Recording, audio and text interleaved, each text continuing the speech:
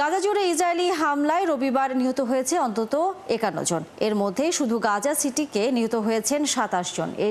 এছাড়া এদিন ত্রাণ নিতে গিয়ে হামলায় নিহত হয়েছেন ২৪ জন। এর আগে ২৪ ঘন্টা ইসরায়েলি হামলায় অন্তত ৬৩ জন ফিলিস্তিনি নিহত হন। এর মধ্যে অন্তত ২২ জন ছিলেন মানবিক সহায়তা নিতে আসা মানুষ।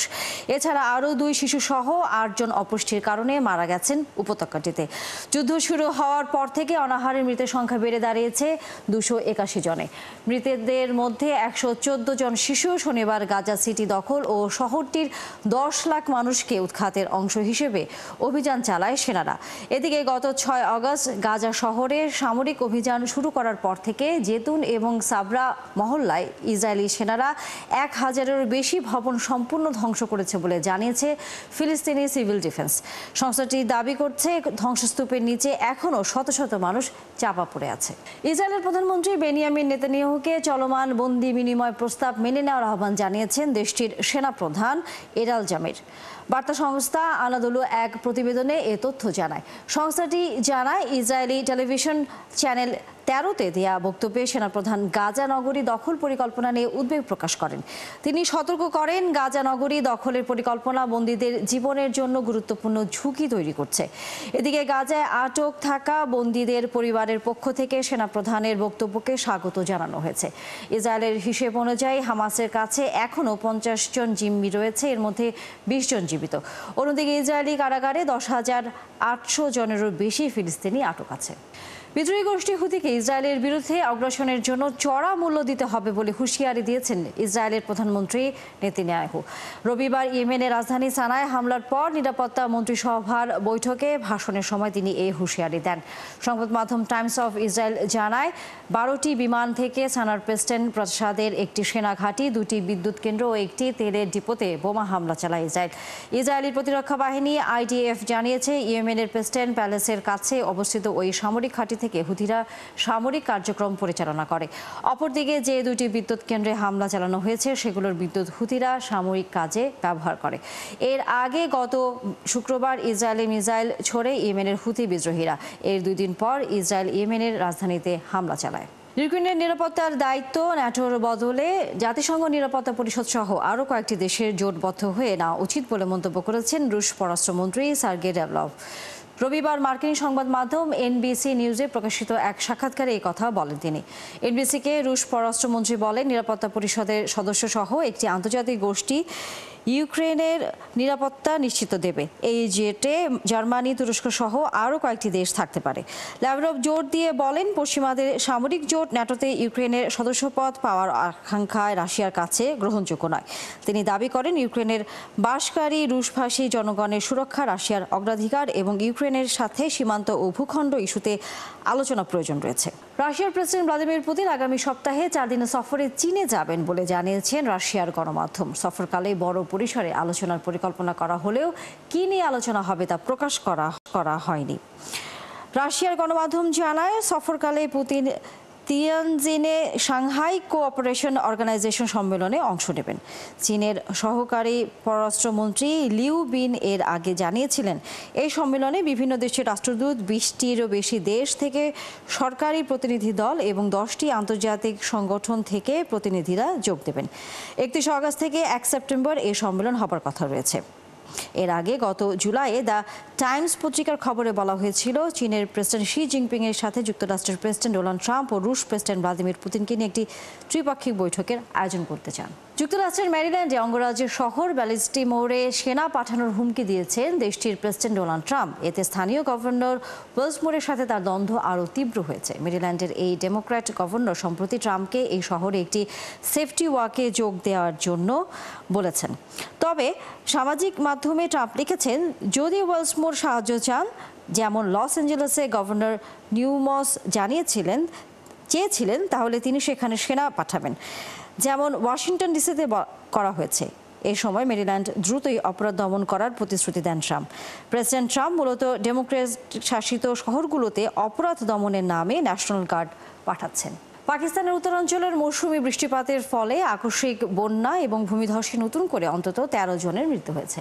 এ নিয়ে দেশটিতে 2 সপ্তাহের মধ্যে বন্যার মৃতের সংখ্যা ছাড়িয়েছে 460 জনে। তীব্র বৃষ্টিতে ভারতের জম্মু কাশ্মীরেও আবারও ভয়াবহ বন্যা দেখা দিয়েছে। এদিকে তীব্র দাবদাহে যুক্তরাষ্ট্রের ওরেগন এবং ক্যালিফোর্নিয়া অঙ্গরাজ্যে দাবানল ছড়িয়ে পড়েছে। সৃষ্টি ঘটকের প্রতিবেদন। টানা বৃষ্টির কারণে বন্যার পানিতে তলিয়ে আছে পাকিস্তানের উত্তর পশ্চিমাঞ্চলীয় খাইবার পাখতুনখোয়া প্রদেশের বিভিন্ন জেলা। দুর্যোগে এখন পর্যন্ত বহু মানুষের মরদেহ উদ্ধার করা হয়েছে। এছাড়া এখনো নিখোঁজ রয়েছেন অসংখ্য মানুষ। তাদের সন্ধানে অভিযান পরিচালনা করছে উদ্ধারকারীরা। খাইবার পাখতুনখোয়া ছাড়াও দক্ষিণ সিন্ধু, দক্ষিণ পশ্চিম বেলুচিস্তান প্রদেশ, উত্তর গিলগিত বালচিস্তানেও অব্যাহত আছে বন্যা পরিস্থিতি। ভারী বৃষ্টিতে সৃষ্ট আকস্মিক বন্যা ও ভূমিধসে প্রতিবেশী দেশ ভারতের জম্মু কাশ্মীরে থমকে গেছে জনজীবন। চলমান বন্যায় সেখানে অর্ধশতাধিক মানুষ প্রাণ হারিয়েছেন। দুর্গত এলাকাগুলোতে আটক থাকা মানুষজনকে উদ্ধার করছে জরুরি সহায়তাকারী দলের সদস্যরা। এরই মধ্যে ভারতের প্রতিরক্ষা মন্ত্রী রাজনাথ সিং রবিবার ক্ষতিগ্রস্ত 400টি গ্রাম পরিদর্শনে গিয়ে দুর্যোগ তৎপরতা আরও জোরদার করার নির্দেশ দেন। গত শনিবার থেকে টানা বৃষ্টিতে ইয়েমেনের দক্ষিণাঞ্চলীয় অ্যাডেন শহরে বন্যা দেখা দিয়েছে। এতে বহু বাড়িঘর ও রাস্তায় থাকা গাড়ি তলিয়ে গেছে পানিতে। এছাড়া অনেক অবকাঠামো ক্ষতিগ্রস্ত হয়েছে। অনেকেই বন্যার পানিতে নেমেই নিজেদের গাড়ি উদ্ধারের চেষ্টা করছেন। এদিকে আবারও ভয়াবহ দাবানলের কবলে যুক্তরাষ্ট্রের ওরেগন ও ক্যালিফোর্নিয়া অঙ্গরাজ্য। বৃহস্পতিবার থেকে ওরেগনে সক্রিয় হওয়া দাবানল রবিবার পর্যন্ত 21,000 একর পর্যন্ত ছড়িয়ে পড়েছে। এই আগুন নিয়ন্ত্রণে আপ্রাণ চেষ্টা চালিয়ে যাচ্ছে কর্তৃপক্ষ, কিন্তু প্রতিকূল আবহাওয়ার কারণে আগুন আরও বিস্তীর্ণ এলাকায় ছড়িয়ে পড়ছে। তবে কর্তৃপক্ষ জানিয়েছে সোমবার থেকে আবহাওয়ায় পরিবর্তন আসলে আগুন নিয়ন্ত্রণে আনা সম্ভব হবে বলে আশা করছেন তারা। একই সঙ্গে যুক্তরাষ্ট্রের ক্যালিফোর্নিয়া অঙ্গরাজ্যেও আবারও ছড়িয়ে পড়েছে দাবানল। খুব অল্প সময়ের মধ্যেই 6,000 একরের বেশি এলাকায় ছড়িয়ে পড়েছে এ দাবানল। কর্তৃপক্ষ জানিয়েছে দমকল কর্মীরা আগুন নেভানোর চেষ্টা চালিয়ে যাচ্ছেন। এ কাজে ব্যবহার করা হচ্ছে অগ্নি নির্বাপক হেলিকপ্টারও। এদিকে আগুন আবাসিক ভবনের দিকে ছড়িয়ে পড়ার আশঙ্কা জানিয়ে স্থানীয়দের নিরাপদে সরে যাওয়ার নির্দেশ দিয়েছে কর্তৃপক্ষ। সৃষ্টি ঘটক, 71। বছরের বেশিরভাগ সময় ঠান্ডা আর বরফে আচ্ছন্ন থাকে ব্রিটেন। বৈরী আবহাওয়ার কারণে সেখানকার মাটি কৃষির অনুপযোগী। আর সেখানেই বাংলাদেশি প্রজাতির ধান চাষ করে রীতিমতো চমক সৃষ্টি করেছেন এক ব্রিটিশ বাংলাদেশি আজম খান। ব্রিটেনে ইতিহাসের প্রথম পরীক্ষামূলক ধান চাষ করে এখন তিনি সফল।